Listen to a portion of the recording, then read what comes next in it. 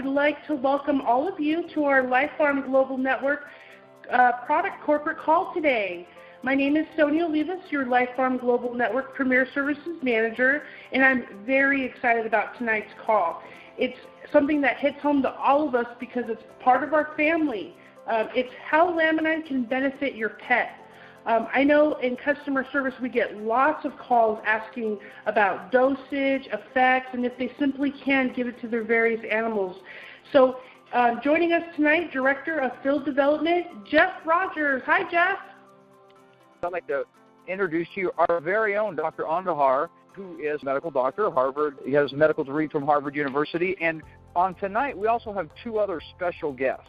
They're both veterinarians to talk about animal health. One is Dr. Jody Kincaid, and the other one is the Dr. David Simmons, who I think we just heard from. So I am very excited to hear what they have to say, and we've had a great deal of success with our Laminine product on pets. So if you have a pet, you're wanting to hear how this product can affect them, you're on the right call tonight. So Dr. Andahar, are you with us? Yes, I am. Thank you very much. Well, first of all, I wanted to, as always, tell you that I'm a medical educator. I'm not your doctor, nor am I a vet for your dog. So it's important for you to take this as medical education and not treatment. And as always, these statements have not been evaluated by the FDA, and the product that we talk about is not intended to diagnose, treat, cure, or prevent any disease. All right, the main thing I wanted to talk about today on my part will be to explain a little bit about what Cushing's syndrome is. And then one of the vets actually has a dog named Trixie, who he's going to talk about, and how Laminine has helped his particular disease. First of all, Cushing's syndrome is when you have too much cholesterol that is released by the adrenal glands. It gives the flight or fight hormone. Basically, normally there's low secretion with stress, but when dogs get too stressed, and that can be good or bad, because sometimes when they get, a trip to the doggy park, they get a little bit excited, or it could all come from a tumor if it's very chronic.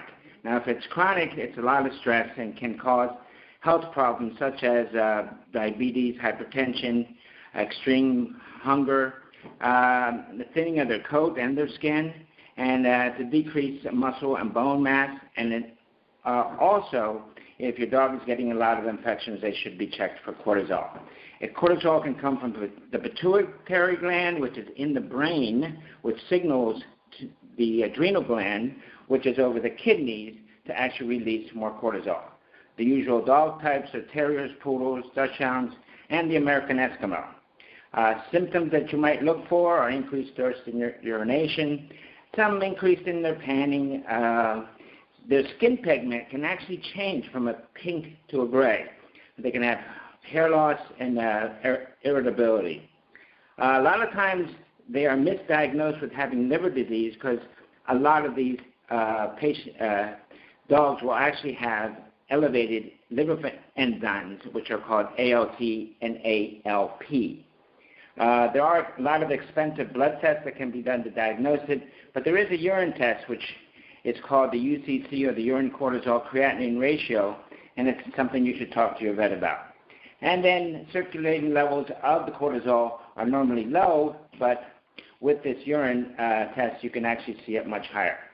And the great thing is that the usual treatments for this are usually nutraceuticals, because most of the drugs have so many side effects that a product such as Laminine, which decreases cortisol, can do a lot of good. Well, with that, I want to introduce our first veterinarian, and he can tell us about Trixie and how well she's done. Hello, can you hear me? Oh, yes, you can. Go ahead. My name's Jody Kincaid. In the reference to, the stress-related diseases, cortisol excess, and all that sort of stuff, realistically speaking, though, what I love with the Laminine, and I'll get into some cases after I speak a bit here, plain and simple, I do a lot of therapeutic nutrition and homeopathy, and those technologies are asking the body to basically do what it wants to do. But particularly with the older individuals, I don't care, if it's a cortisol excess dog. I've seen dogs that are being treated with drugs for, Cushing's disease, this, that, and the other, and we put them on something like the standard process adrenal balancing formula for dogs, and things settle right down. But once I started adding Laminine, my results tripled. For what I was seeing, both in terms of speed of response and the quality of response, because I realized that by using the fibroblast growth factors to stimulate the adult stem cells in the body to wake up and to get back to work, that whatever nutritional program or homeopathic program or acupuncture I was using was working so much more effectively. Dogs that come in that are being tested for Cushing's from other practices and that, often the stress of having chronic arthritis and joint problems and that is pumping their adrenals into a state of hyper function, because the adrenals are trying to keep up with the metabolic pain and all that. And, by adding some Laminine to their nutritional program, what I see is literally within a week in a lot of these cases, the owners call in, they say the dogs are more comfortable, they're sleeping better, and, the urination issues, all of the issues they associate with the high cortisol are starting to fade already. It's a little different because I don't do a lot of blood testing for things like that in terms of producing case studies that show this, that, and the other. But I have had incredible results, with people they come back for their weekly checkup and they go, what was that stuff we added to the program? Her whole attitude changed, and, she just is calmer, happier, and just seems to be more at ease with life. Wow, that's wonderful. I think, a lot of dog owners would be very happy to hear all that, and I want to thank you very much for that information. Sure. Because I'm not a vet, I'm an MD, but I know that the effect on cortisol should be helpful, especially with these dogs that are so much smaller, or their weight is so much lower. Well, even as an ND though, because I'm an ND as well, and I've spoken at the ANMA and that sort of thing, and the physiologic principles are basically the same. Some of the metabolic pathways differ between cats, dogs, and humans, but realistically speaking, you have to balance the stimulus with the ability of the body to get nutrients and put them to effect in rebuilding systems, rebuilding enzyme pathways and that sort of stuff, reducing inflammation. And so, I have a lot of my human clients that bring their pets to me as well. They all share the same stuff, and they order Laminine for the whole family. Oh, wonderful, wonderful. I'm just going to switch and see. Dr. Simmons, are you there? Yes, I am, if you can hear me. If you could please talk to us about Trixie and what you've done, because you actually have lab tests that you faxed to me that prove that it had a great effect on the cortisol. So please, tell us about Trixie. Sure. This was presented for basic surgical removal of a small mass, and we do a pre-surgical profile, and we saw that the ALK phos was elevated at 3,000, normal being at the level of between 5 and 131, just to make it simple there in numbers. So we pursued, like you had mentioned, liver disease. We did a bile acid test, and that was normal. And interestingly enough, this dog did not have any of the symptoms of Cushing's disease, which is commonly in the dog of urinating a lot, drinking lots of water, have a pot belly look to it. Sometimes they'll have alopecia. So we were kind of puzzled, and so we were lucky to talk them into doing what they call as a specific test that helps us pin it down specifically, and it's called a low dexamethasone suppression test. And so basically that particular test tells us how much steroid is present in the bloodstream itself, and we determined that this particular cause was coming from the pituitary gland, and that's one of the it either comes from the pituitary gland or the adrenal gland, which is a tumor. The one in the pituitary is usually a benign tumor, so it's kind of slow growing, and we had the numbers there. Had a level of 9 as a resting level, which a level of between 1 and 5 is usually normal. So we were, like Dr. Handor said, that the drugs used to treat this particular is very toxic to the animal, and most people don't opt to do it for that reason. So the lady reached out to me, is there anything else we can try? And luckily I'd been on Laminine for about a year. And I said, we can try this. It may extend the life. It may modulate any clinical signs. So we went along and we started on one tablet. This dog was about 18 pounds when it came in the first visit. And so she was luckily she was willing to come back for follow-up lab work.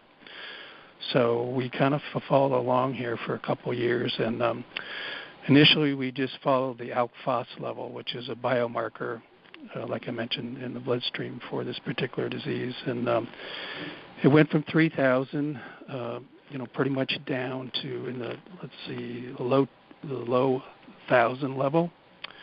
Let me see if I can find a piece of lab here that went down to 12, from 3,000 to 1,200, which was almost dropped 50% there, just a little bit over. And then I talked her in if she could do another cortisol level. So in August of this particular year, it came back a level of 3. Wow. And so she was willing to continue to use the product. And the last time we measured it, it was staying at the 3 level. So we feel like we've had a lot of success with this. Excuse me, it was 3.2. So that's pretty much in conclusion. Like we learned from Dr. Eklund, Laminine does lower blood cortisol over time, and this is over a 2-year period of time. So that's kind of that's the case in a nutshell there. Well, that's wonderful. And how old is Trixie? Trixie's 9 years old. And how long has she been on the Laminine? She started March of 2012. Wow. Okay, so almost 2 years, huh? Okay. Yeah. Well, thank you very much for sharing that information, and you betcha. Appreciate it. Do you have any other animals on Laminine? And yeah, we've had a couple interesting. I've had 2 cats, one with a seizure disorder, and they didn't want to go on phenobarb, so we put them on half to 1 capsule a day, and that resolved it. And that was diagnosed about 8 months ago and still steady. And then there was 1 cat with what we call as idiopathic tremors. They couldn't go to UC Davis or anything of that nature. We're out here in California to do any kind of a special workup. So I said, this is something we can try. And the tremors hasn't gone completely away, but they've modulated to a point where the cat could function. So those are 2 interesting cases. By the way, for the audience, most animals who get the Cushing syndrome are dogs. But obviously this can be used for cats for other things. But Cushing syndrome itself is used mainly for dogs. Do you have any other animals, different types of animals on Laminine? We got a couple that are arthritic and benefiting from that. And I'm trying to think of some other cases. Some people are reluctant about trying a holistic approach, so it's kind of a tough sell. I live in a community where there's a lot of dairy people and so forth. So. Well, thank you very much, Dr. Simmons. I really appreciate that information. Yeah. So do the IVOs who are listening. At least I think it kind of supports what Dr. Eklund has come forth with, that truly does suppress blood cortisol, and I think that's very beneficial for us as well. Thank you very much, Dr. Simmons. Dr. Kincaid, are you still there? Yes, I am. Could you give us a little bit of an idea of dosage for different size animals that you might use? Well, what I've done, basically, it depends again on the condition we're going for. I use a lot of combinations of Laminine with the standard processed products, which are whole food nutritionals, if people are familiar with that company. And so for a small dog, well, like just this evening, we had a little poodle come in, early renal disease. We took a bottle of the Canine Renal Support and added 8 Laminine capsules to a very small bottle, about a 1-ounce bottle of dried powder made from organic vegetable juices and that. And we'll mix that up and basically give that directly at about 1/8 of a teaspoon twice a day. On the other hand, if we have a dog like a German Shepherd that comes in with a strained cruciate ligament and you're trying to, get connective tissue to heal, I'll start them on 2 or even 3 if they're over 80 pounds Laminine a day and work them back down usually to a maintenance dose of about a capsule a day. So you could say that I generally will go for about a half a capsule twice a day per 35 pounds to start off for a couple weeks, and then I go back down to just a half a capsule per 35 pounds a day. Oh, great. Well, thank you very much for that information. I'm sure everyone will find it happy. I have a mini Australian Shepherd, so he's a little hyper, so I might start giving him a little bit of that. I do want to announce that we just posted a video today on your YouTube channel called Laminine and Pet Health. And believe it or not, it's LPGN CO Wiki Soyanto's family pet. He's called Snowy. He was suffering from a lot of joint discomfort for a few months. So Wiki gave him some Laminine just to see. And within a couple weeks, he was jumping, playing, and very energetic. As I mentioned, it's called Laminine and Pet Health. You can view it on your Life Farm Global Network YouTube channel. And I've seen it myself. It's pretty impressive because he shows the dog before, Snowy before, and then Snowy after. Also, I want to remind you that if your dog has increased thirst and urination, increased panting, overweight in the abdominal area, change in skin pigment, especially if it goes from pink to gray, hair loss, which is alopecia, if he's irritable or restless, then you might start him on Laminine because that is the treatment. It is a nutraceutical which can help these things without you having to go through all the costs of all the tests that are necessary to find out if someone does have, of course, Cushing's syndrome.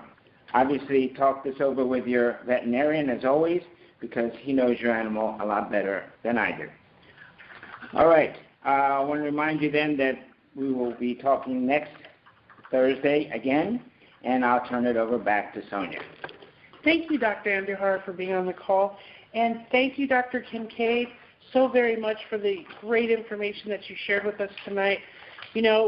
So many people call our customer service line and, they ask these questions and, it's really hard to give these types of answers. And so now tonight we have that. And we know that our animals are part of our family, so it's a very concerning question for all of us.